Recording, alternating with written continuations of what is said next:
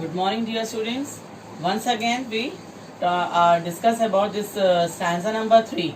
So, the person who plants a tree is that person who is elevated in his stature or position higher than the others. So, the poet, by using the words, his blessings, his hand holds all the growth of all our land, he describes that person to be a person who is different from the ordinary. And such a man is capable of blessing others. And now note the use of capital H. H here, the capital H. So therefore the man who plants a tree has been described as God-like. Alright?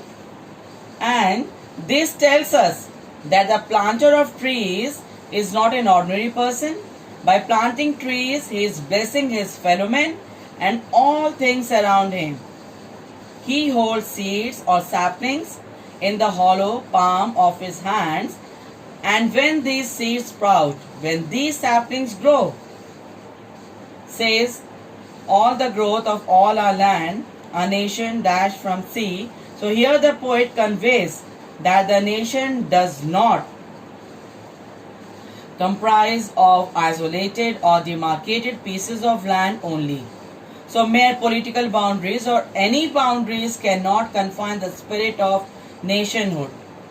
A truly enlightened human being is one who can think of universal brotherhood, universal welfare. So such a man thinks about the growth, the prosperity of the entire planet from sea to sea, and it is this feeling that lives in his heart, as conveyed in the last line, stirs in his heart who plants a tree. So like this, he himself gives the answer to his own question, that what does a man do who plants a tree? What else does he plant? So these were the things which a man plants. Now this was the concluding stanza, and please go through the poem and I'll give you a few questions and please do answer them. Thank you.